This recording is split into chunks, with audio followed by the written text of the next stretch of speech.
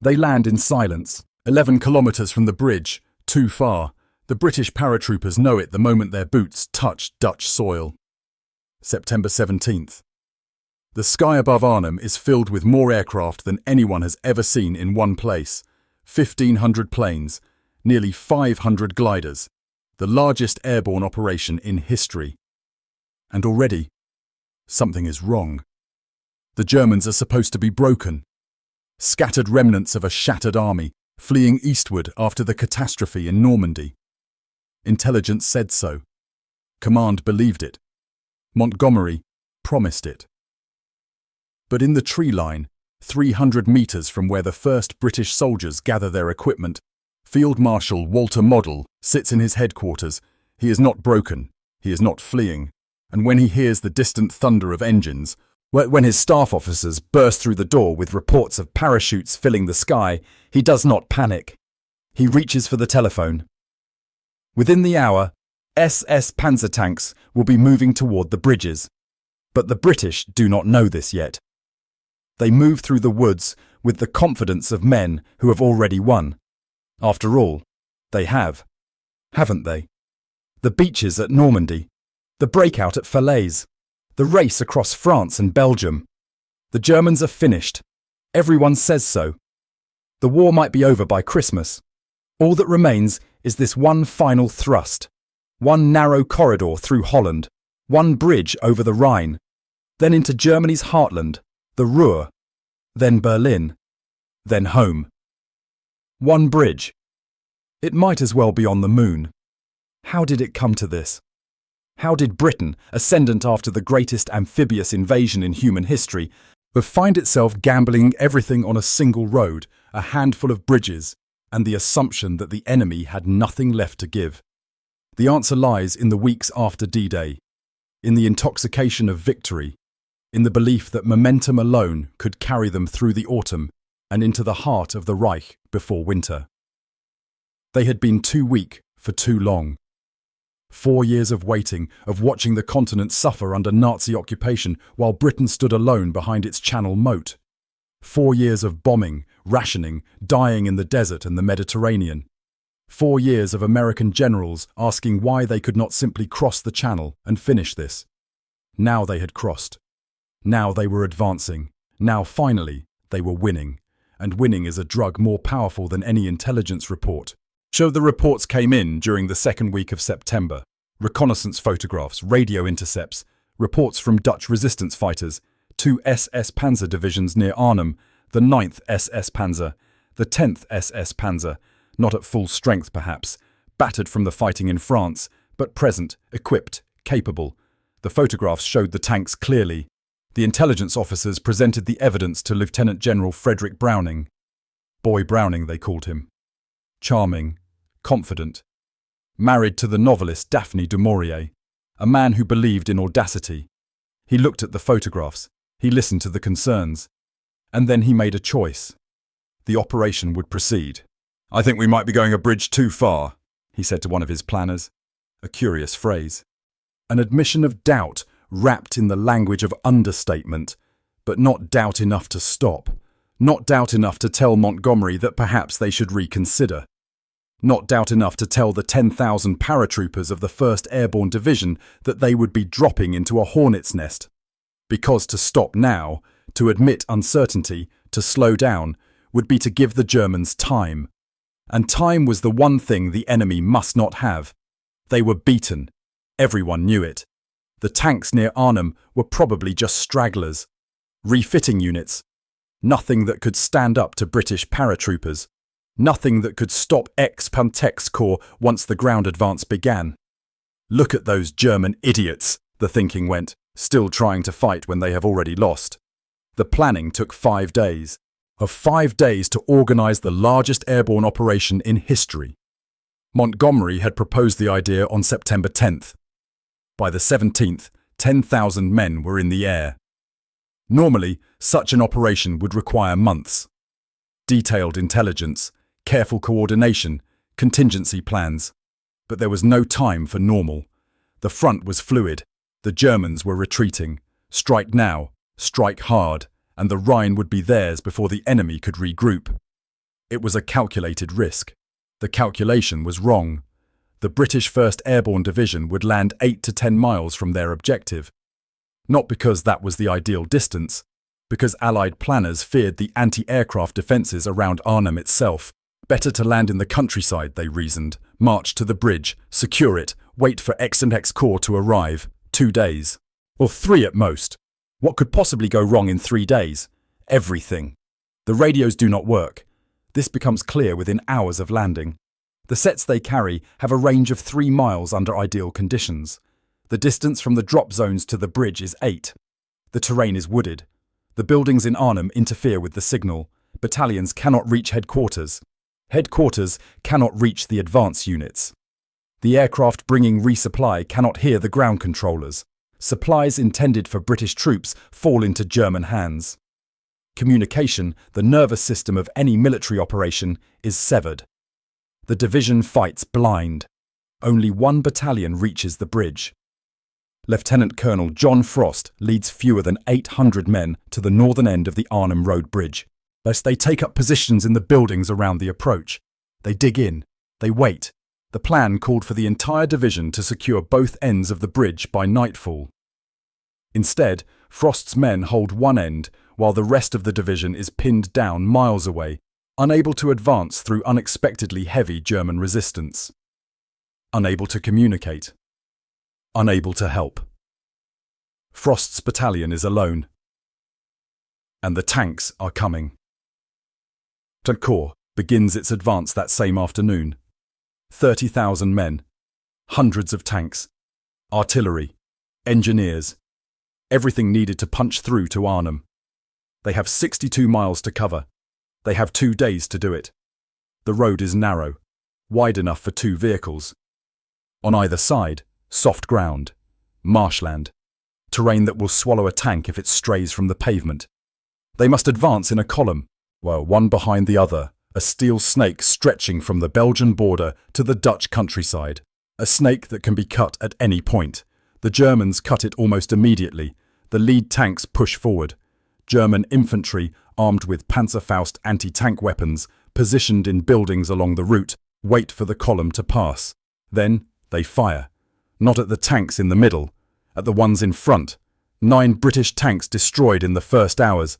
The column stops. Engineers move forward to clear the road. German artillery opens fire. The column stops again. By nightfall, Extremis Corps has advanced 7 miles. They needed to cover 62. The mathematics of failure are already evident. But no one says it aloud yet. There is still time. The paratroopers can hold. They have held before. At Arnhem Bridge, Frost's men hear the sound of engines, heavy engines, the distinctive growl of tank treads on cobblestones. The Germans are not supposed to have tanks here. Intelligence said the nearest armour was far to the east. Intelligence was wrong. An SS reconnaissance battalion arrives first. Infantry, they try to rush the bridge. British machine guns cut them down. Then the tanks arrive. Not reconnaissance vehicles. Panzers. The British have anti-tank guns, PIAT launchers, infantry weapons designed to stop light armour. They fire. Some shots bounce off. Others penetrate, but not enough. The tanks pull back, regroup, return with infantry support. The battle for the bridge becomes a grinding, intimate horror. House to house, room to room, the British hold, for now. The second day brings more paratroopers. The Polish brigade is supposed to drop on the south side of the bridge to reinforce Frost. The drop is delayed. Weather over England. By the time they arrive, the situation has deteriorated. They land near a village called Driel, miles from the bridge, unable to cross the river, unable to help. The rest of the 1st Airborne Division tries to break through to Frost. They cannot.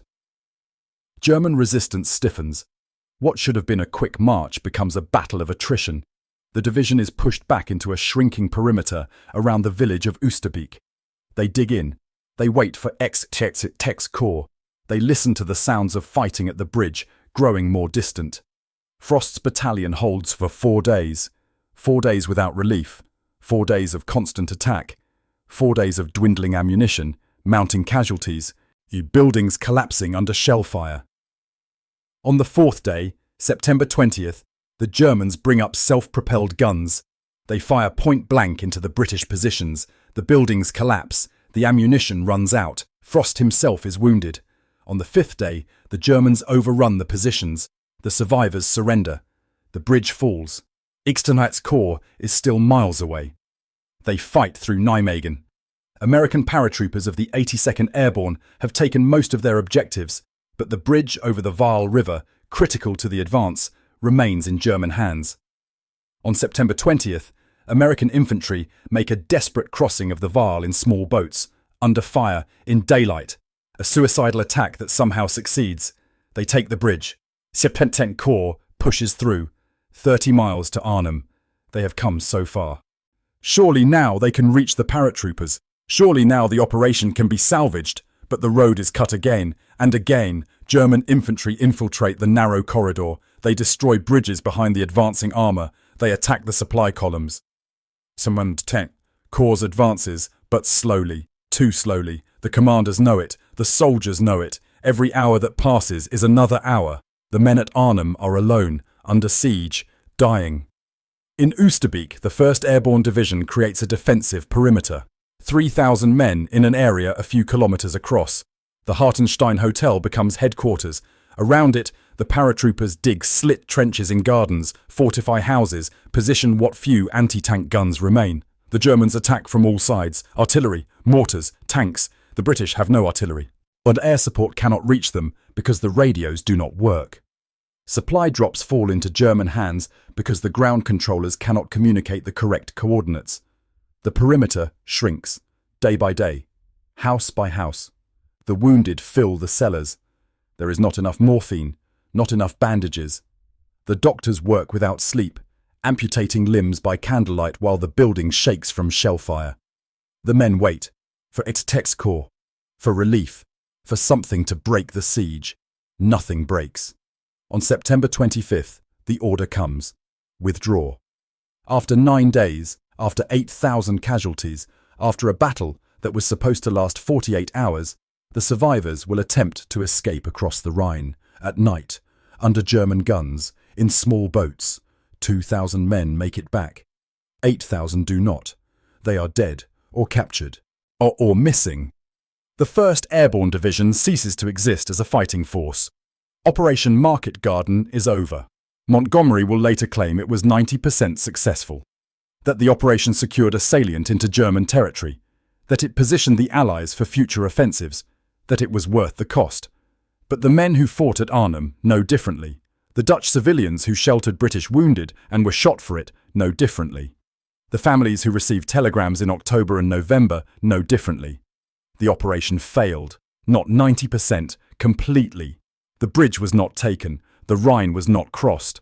The war did not end by Christmas. It continued for 5 more months. 5 months of hard fighting. 5 months of casualties that might have been avoided if Market Garden had succeeded. Or if it had never been attempted at all. The mistake was not in the planning, not entirely. The mistake was in the assumption that the Germans were finished. That victory in Normandy meant victory everywhere. That momentum could substitute for preparation. That audacity could overcome intelligence. When the reconnaissance photographs showed panzer divisions near Arnhem, when the warnings came from Dutch resistance, when the intelligence officers raised concerns, the response was dismissal. The Germans are beaten. The tanks are probably wrecks. The divisions are probably stragglers. Nothing to worry about. Nothing that British paratroopers cannot handle. Look at those German idiots. Still trying to fight, except they were not idiots. They were soldiers. Professional soldiers of a professional army that had been fighting for 5 years and knew how to fight. They were commanded by officers who understood combined arms tactics, who could organize scattered units into effective battle groups within hours, who could respond to unexpected threats with speed and violence. They were equipped with some of the best tanks ever built, and they were defending their homeland. Whatever else they were not finished. Britain learned this at Arnhem, learned it in blood, learned it in the ruins of Oosterbeek, and the captured men marched into German camps and the empty places at English tables. The lesson was simple. Never underestimate the enemy. Never assume victory before it is won. Never let confidence become arrogance. The cost of the lesson was 8,000 men, Some lessons come cheap. Some come in currency that can never be repaid. The war ended, Germany surrendered, the prisoners came home, those who survived the camps. Britain rebuilt. The 1st Airborne Division was reconstituted and served again. But Arnhem remains. A monument to hubris. A warning. A bridge that was indeed one bridge too far. The survivors remember. They meet every year in September, fewer each year now, at the Airborne Museum in Oosterbeek. They remember the friends who did not come back. They remember the Dutch families who hid them, fed them, died for them. They remember the sound of German tanks in the streets of Arnhem. And they remember the moment, in those first hours after landing, when they realized that something was wrong. That the intelligence was wrong. That the Germans were not broken. That this operation, this bold gamble to end the war, was not going to work.